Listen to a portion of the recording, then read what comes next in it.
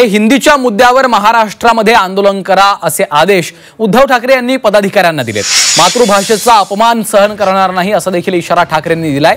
29 तारखेला GRची होळी करा असे देखील आदेश उद्धव ठाकरे यांनी दिल्याची माहिती आहे। प्रत्येक जिल्ह्यात, शहरात आणि तालुक्यामध्ये जाऊन आंदोलन करा असं देखील उद्धव ठाकरे यांनी सांगितलेलं आहे। तर भाषेला विरोध नसून सक्तीला विरोध असल्याचं त्यांनी स्पष्ट केलं आहे। कृष्णात पाटील आमचे प्रतिनिधी सध्या फोन लाईनवरून आपल्या सोबत आहेत। कृष्णात, उद्धव ठाकरे यांनी आता पदाधिकाऱ्यांना थेट आदेश दिलेत।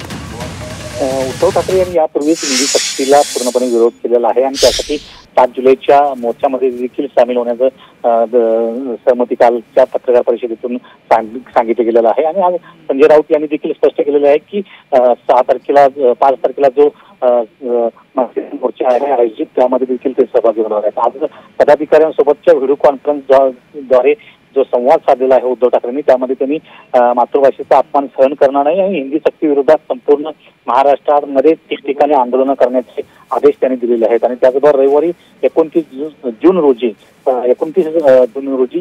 3 वाजता सर्वत्र हिंदी सक्ती विरोधात GRची होळी करण्याचे आदेश देखील दिलेले आहेत। प्रत्येक जिल्हा, शाखा, तालुक्यामध्ये हे आंदोलन करण्याचे त्यांनी आदेश दिलेले आहेत। निश्चितच धन्यवाद कृष्णात या सविस्तर माहितीसाठी।